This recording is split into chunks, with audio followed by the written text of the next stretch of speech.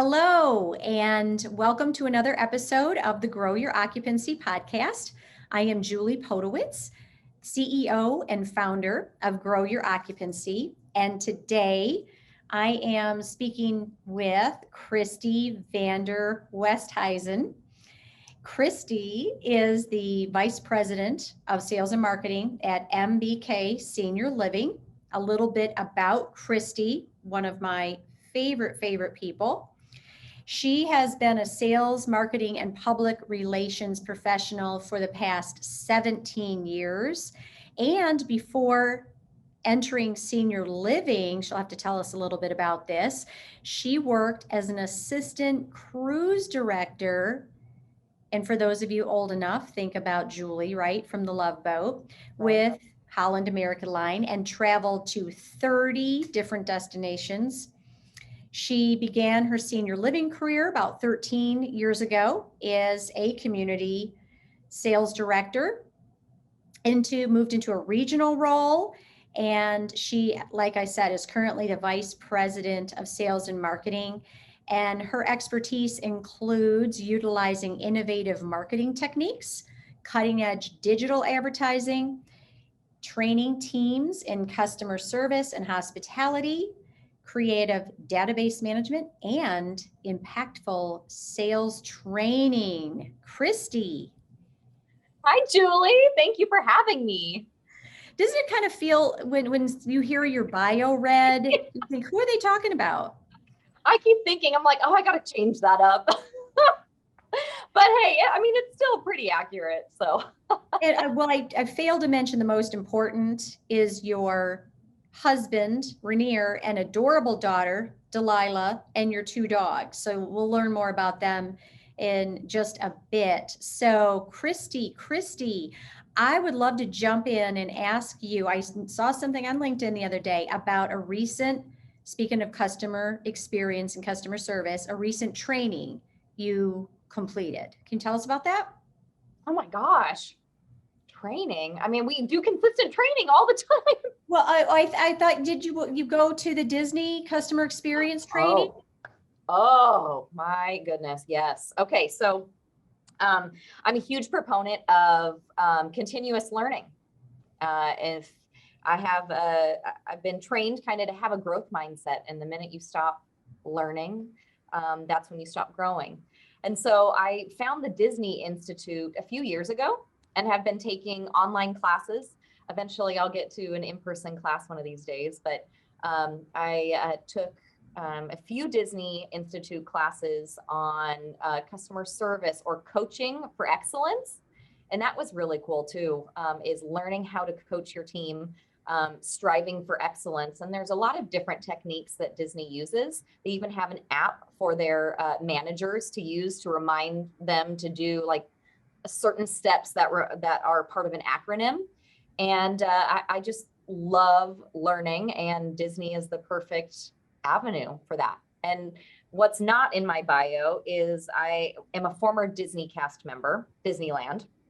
Oh Yep. my goodness. What long time ago. What was your cast? Who did you play? Well, no. Okay, I would have loved to play a princess or something, but I am not the right height for that. And so I was a person that I forgot the name of the exact position, but right as you walk in the park, after you scan your ticket and go into the park, I would be holding a little survey computer. Okay. And I would ask you what zip code you came from. I'd scan your ticket again. I'd ask you how you got there. So we were data aggregators, basically. I didn't last too terribly long in that position because I was hired at that point by the Disney Channel. And I got to work for a production company that was filming Phil of the Future, which is a Disney Channel live action show. So I went from Disneyland to Disney Channel. And then I went to cruise ships and fell head over heels in love with traveling, as well as my husband. And more about that later too. Yeah. But let's talk a little bit more about this, since you brought up, you've got an extensive background in customer experience. And continuing that into senior living. I've often heard the challenge, what if Disney built a community next to yours? What would you do differently? And Oh, I laugh because I would probably be knocking on their door asking how I could be a part of it. so, Sorry. No, we our business is incredibly competitive, and certainly competitive with what's people staying at home, right? Because that's a majority. I'm a sales. You and I have talked about the sales funnel. For every 100 leads that go in the top, 10 to 12 move in. It's a lot of people that choose to stay home or do something different. Right. What do you feel like? What could we do differently or better, regardless if Disney built a community next to ours? And I think you bring up a really good point, Julie, is about we sell against status quo. Or we really, maybe it's not selling against, but it's selling apart from status quo. And so I think part of our main job as sales professionals in this space is to find out, what does status quo mean for that person? And are there gaps in that status quo that moving into our senior living community could fill? I'm like a super visual person, as you can tell by all the stuff behind me. It's like I walk into my office and it just pumps me up because I have so many like awesome things like behind me.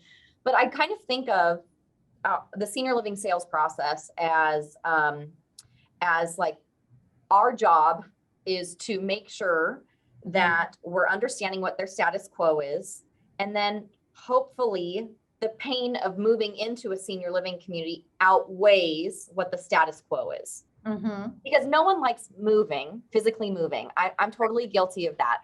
I don't love the physical process of moving anywhere. My husband and I just moved to a new place 2 years ago, and I'm still like, I have PTSD about it, just because, it's so challenging. Still traumatized. It's one of the most stressful things. Absolutely. That we can go through, right? Absolutely. And we didn't have to downsize. So I think about, okay, the older adult maybe moving into a little bit smaller or a lot smaller of an apartment than where they came from. Mm-hmm. So it's understanding what that status quo is and going, okay, truly is moving into our community, is the pendulum going to swing in our favor? Mm-hmm. And it's our job to demonstrate that and understand where they're coming from, and really help them make their own decision by kind of putting it out there but unless you understand what their status quo is, mm-hmm. how do you fill those gaps? How do you really explain that moving into our community is a better option? So I think a lot of the kind of the training that we do at MBK and that I think a lot of our people are just naturally inquisitive, naturally curious. And I love that, because to me, that's what makes our sales process so different than selling just a product. Mm-hmm. We get to sell to the individual after getting to know the individual and really make a difference in their life. So I would love to see, those 10 to 12% of the 100% funnel. I'd love to see that increase. And I think how we do that is understand where they're coming from even better, so we can needs match to our own communities. Very well said. Very well. A couple things that Sure. I want to drill down on there. The natural curiosity being one. Prior to that, you mentioned, I love that, the status quo. So if I think about it, as you were talking, we have our customers come to us. They're in some type of discomfort or pain, literal, emotional, there's something that's disrupted their status quo, right? And they're looking for to fill that. Okay. Yeah. And so, boy, that's a great opportunity, right? So 10 to 12% coming to us, when you think about it, right? Like, what do we, what can we do better? What can we do differently? And which brings me to your point about really learning about the customer, right? And being naturally curious. So how do you teach that? Oh, a lot by example. I hope that I lead that way. By example is every single new person that joins our MBK sales team. I want to get to know them personally and all their likes and dislikes and what motivations. And I think that's really critical. And then we take it a step further. Also, our regional directors of sales also want to get to know their community teams intimately as well. So I think that we, in addition to training how to use our discovery form and really how to dig down into and really figure out what our potential residents really mean when they say X or they say Y. It's not just taking whatever they say as at face value and really digging in to figure out, okay, what are they really saying or what are they really wanting? But I think we show the curiosity by example. And I think that that's really special. And MBK is at a great size. We're actually 35 communities today. We're welcoming a community in today to the MBK family. Yeah. And we're at that size where we can still intimately know our team members at a very personal level. Well, congratulations. And for those of you that are new to MBK, you're based in Southern California, right? Yep. We're based out of Irvine, California. Is Disney, speaking of, close to Disneyland there. I know. So how do you, so teaching by example, but also, teaching by example, but giving them the tools, right? You mentioned a discovery, saying be curious isn't really teaching someone how to be curious. The same thing, like be a good listener. I remember attending a seminar and it was all about listening. I'm 100%, absolutely. Can you teach me, give me something, some type of habit, something that I can measure, right? Or some type of behavior. How do you, like in hiring, let's go to hiring and retention, natural curiosity. Can you, Yes. What do you look for? How do you know someone's naturally curious? So absolutely. I think it's easy to see people who have done a little bit of research and then expand on that in the interview process. So for example, I love to say, okay, so do you have any other questions? No, I'm good. Okay, wow. Like you really don't want to know anything else? I've told you everything that you ever wanted to know about our company in this 30, 45 minutes. Okay. To me, that shows, number one, they may not be as prepared as I would hope them to be. And number two, that shows me that they don't have that innate ability to go to the next step, or to not to the next step, but to dig a little bit deeper. Okay. And so I love when people have follow-up questions in the interview. So I think you get to know that almost right off the bat. And I also think that it's a feeling that, it's not a feeling, but it's during that interview process. Yeah. Are they asking follow-up questions, or are they engaging? Because it shouldn't just be like a question, answer. It needs to be a conversation, because that's what our prospects and families expect. They don't expect they ask a question, you say the answer. They ask a question, you say the answer. They want someone to guide them through the process. And that's not usually a linear discussion ever. So I like people who can kind of go lots of different directions and dig deeper in a lot of different ways, rather than having that linear question, answer discussion. Yeah, you make a good point, Christy, is, measuring curiosity, how do we do that? But look, if they're not curious during the interview.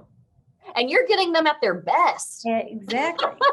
They're never going to get better like on a day-to-day basis than they are right then. Exactly. So yeah, how curious, be childlike in your curiosity, just really, really interested. And we love the sound of our own name more than anything else. And we like to people who are interested in what we have to say. And it sounds so basic and it's simple. It's not always easy in the whirlwind, right? That is a sales director, regional director, VP of sales day. Yep. Stop to get to know somebody. And really, you said lead by example, Right. holding ourselves accountable, for doing what we expect. Yeah. I mean, I love to hear my own name. I'll be the first to admit it. Sure. And, I mean, even when my husband calls me by my name, because usually it's like honey or sweetie or whatever. But he'll call me Christy sometimes. And I'm like, oh, like my ears perk up. And the same thing goes for someone new saying my name or writing my name out. Like, for example, walking into a community and my name is on a welcome sign. And I'm like, ooh, that just gives me, goosebumps all over, because that to me means someone took the time to recognize that I was visiting. Mm-hmm. And that's our expectation at MBK, is that every visitor has a welcome sign. And that's not just saying, okay, when Christy visits, put her name on a sign. It's everyone. And if they tell you their favorite color or their favorite flower or favorite whatever, that to me means that we pay attention to those details and then incorporate that into the sign or something else. Yeah. But it's learning, it's being naturally curious, Julie, but it's also acting on what you discover. So when say that with the sign, everyone knows my favorite color is pink also. So like, it's so cool. I'll visit a community and my sign's in pink.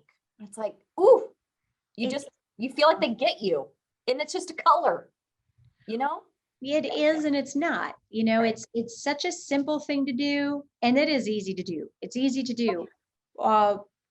Why I'm not speaking to MBK, I'm just generally speaking, why do we not do this more in our business? What do you think? Not just the sign, but generally speaking, right? We all know the importance, unless you're brand new and you haven't gone through training, the importance of listening, the importance of connecting, the importance of learning the story and creating a personalized experience. And why do we not do that? Good question. I don't know, but I think time management has something to do with it. Okay. And looking at the what's critically important now and what can wait. To me, an inquiry, a tour, like those cannot wait. Those are so stinking important. I can't tell you how important they are.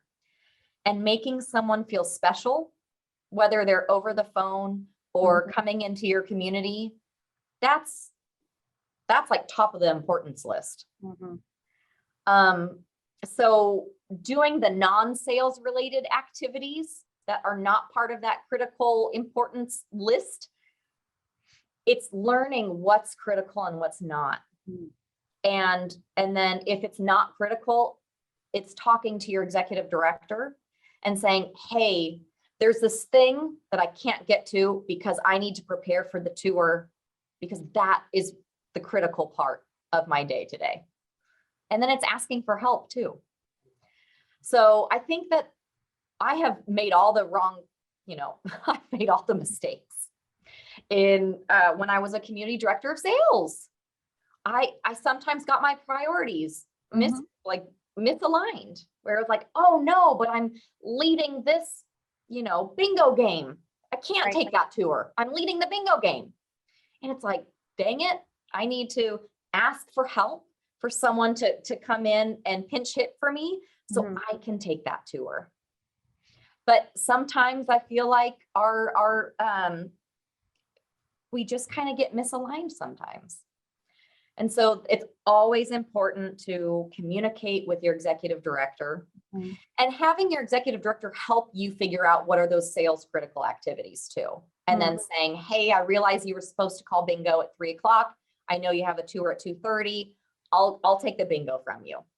Take your time with the tour, please. That's mission critical. So I think it's just, if you have trouble doing time management for yourself, asking for help to from your executive director, especially to help you manage your time better. And I'm not sure. I mean, Julie, would you agree? That's the first thing that came to my mind, but maybe there's other stuff going on. I mean, I'm taking notes, you know me, but I love, it's just so simple. And if all of us, myself included, what's critically important, I like that language, what's critically important and what can wait. And I think I'll only speak for myself, but, and things that things that I've seen with working with people is that the working with people in sales and executive leadership, we are they're accomplished. We're accomplished professionals, very motivated, hardworking, want to get a lot done, right? Want to get a lot done, and do get a lot done, right? And it's da-da-da-da, right? So, and there is that psychological checking off the box that feels really good. Whew, you know, that the joke of add something to the list that you already did so you can cross it off. And so, and you know, when you look at your list or you look at your day, oh, I can get this done. And that procrastination, or that, well, I'll just kind of, let me get these few things done, then I'll do my calls. And then of course it's 4:30 and maybe we procrastinate because calls, they're critical, right? Or outreach, it's critical. But is it necessarily what we want to do right now? Are we going to get the no? Do we feel like doing it? Do we feel like I got to have a fresh mind? In order to have a fresh mind, I've got to check these things off the list. And we end up doing, and I wrote it down, what can wait versus what can't. And I would agree with you. It's the calls, the tours, and outreach. Yeah, that can't wait. That can't wait. It suffers a lot. Can we shift gears real quickly and tell me, what are your expectations for outreach? Yeah. So that, I mean, that's a critical piece of our business and growing our business. And in fact, we've really looked at it very closely over the past 12 months, I would say. Okay. I would say it's always been a focus of ours, but just really digging a little bit deeper and making sure that our directors of sales feel comfortable leaving the community in great hands with their A team, the backup team, able to help anyone who may walk through the door or call. I mean, that was I think our first kind of step for our directors of sales to feel comfortable with setting their outreach appointments and feeling good to go and be completely present with whomever they're meeting with. So we have a face-to-face expectation, and that ranges from 7 to 10 face-to-face encounters per week for our directors of sales. And so we have kind of like a top 10 list, but it's not exactly top 10, but we start looking at, okay, who's referred to us in the past, who has not, where can we really grow that relationship? And so I think that at least having that number of face-to-face visits is helpful for our team to understand, okay, what's normal, what's expected. And then what that looks like is a day out in the field, usually. Okay. That's what it looks like. It could vary a little bit, but usually that's what it looks like. Almost a full day out in the field. So choose one day, whatever day it is, you work with your team, your executive director, get your A team aligned. Yep. And then you're out. Yep. Well, actually, we say don't even come into the community. Don't come in. Because you get sucked right in. And again, I'm guilty of that. When I would get to the community, I would be like, oh, there's this and that and this. And Mhm. no, don't even come into the community. Prepare all the stuff you need the night before. Know who you're visiting. Make sure that they're expecting you. And then go out the very next morning. But don't try to go into the office that morning to get all your marketing stuff. And then, yeah, you get sucked right in to the matrix. Oh, yes. And it sounds to me like, Christy, that your executive leadership from at a community level is supportive of Yes. this. Okay. Yeah. What would you say to an executive director who is not, I mean, they know, right? They know the importance of the outreach. They don't disagree with that, but this person, this position's open and I've got to do this and today, and I just can't have my sales director out of the building. How would you respond, or what would you suggest to that executive director? Right. So we call our executive directors sales leaders. Mhm. I think that's a very Love that. common thing. Mhm. But we call our directors of sales drivers. So they're driving the business I to love our that. community. Yeah. Yeah. That. I hadn't heard that before, so we just kind of made it up. But if no one is driving the business, or if the director of sales is not driving the business, Mhm. then no one is. And I think it's really critical to have that conversation with that executive director who's feeling a little, "Ooh, I need my director of sales in the building," to really think, what's our long game? It Yeah. might be a little difficult to have that person out of the building, but our long game is to continue to build the business. And Mhm. unless our director of sales is driving that process, then most likely no one is at the community. And so I think it's just an honest conversation, and that usually does the trick. But I've had directors of or executive directors in my past life who have said, "Oh, I don't want my person doing outreach. I want to see that person." Mhm. And man, where's the trust in Mhm. that? And to me, what that means is that the executive director doesn't trust the Mhm. director of sales is doing what he or she needs to do to drive the business. And so what I recommended at that long time ago was that the executive director do outreach with the person to see them in action. Mhm. So you can get that comfort level. But yeah, that I got heartburn after that, because it was like, oh, you don't want your person to go out and drive the business. Okay. So let's figure out a way to do it. Right. Let's figure out a way, right? Yeah. Let's figure out a way. I love that. Yeah. So you mentioned, Christy, that the last with outreach, your initiatives, and really it's always important, but especially this last 12 months, you mentioned kind of realigning and relooking at it. What is can you share any of your initiatives or focus into 2022? Ooh, 2022 will be a year of growth, not only in occupancy, but it will be in number of MBK communities. So like I said, we welcomed our 35th community, which is the largest MBK has ever been. We're welcoming them today. Awesome. And we have a couple other ones kind of down the pike. So it will be a year of growth, not only in occupancy, but in size of our company. And then I think it also is continuing to grow the skill sets of our directors of sales and our executive directors, and how to be an effective sales leader. And I know you know that intimately.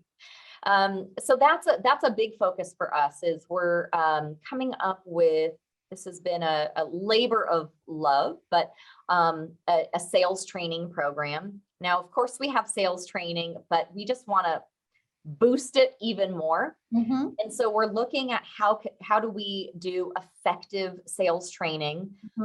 Is it in virtual modules, or is it some in person, some virtual, or is it all in person?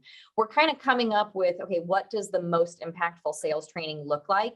And then putting the content in the framework of what we feel is effective training. So that's like a big coming up in 2022 is our sales training program.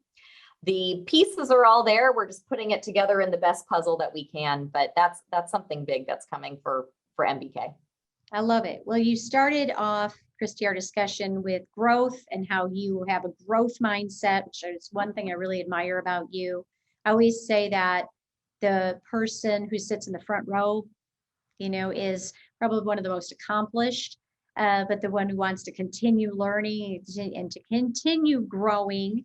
And then, you just talking about your 2022 initiatives about growth, not only MBK, of course, growing its portfolio, but you supporting your own growth, your professional growth, the growth of your team. And there's no better business to do it in. And in my opinion, there's no better discipline than sales. And sales in this business is a very high level sale. To master this is really getting a master's degree in sales or a PhD, because it's incredibly fascinating working with humans, right? Wow. And so for somebody who says, well, I already know that. I know sales training. I know discovery. I get it. I've been to that. I took sales training 4 years ago. It's like, okay. Goodness. But I certainly enjoyed talking with you and you learning more. Before we leave, I was thinking about you, and we have quite a lot in common. So we each have one daughter. You have beautiful Delilah, who's 6, and my Ava is 18. We both have husbands that we adore, and we both have 2 dogs, and we both love movies. Ooh. So I was going to ask you, what was the best movie that you saw in the last year? 2 nights ago. It's called Coda, and it's up for the Academy Awards. It's Coda stands for Children of Deaf Adults. Yes. And I highly, highly recommend that movie. Okay. It's funny, it's heartfelt, and it makes some really good points just about life. And so my husband turned me on to that movie, and I don't regret 1 second of watching it. It's terrific. That's okay. I wrote that down. That's on my list. Yes. And I love, it's gotten a lot of critical acclaim. So I love learning about good movies to see. And I would say, did you see King Richard? No. About the Serena and Venus Williams' dad, Will Smith, who's up for an Oscar for. Yeah. So a little plug for that movie too. Okay. Christy, I really appreciate you talking with me and sharing your expertise and your smile and warmth. And I really look forward to continue watching MBK be successful and a leader in our business. Thank you for having me, Julie. It's always just such a pleasure to spend any amount of time with you. So thank you for having me.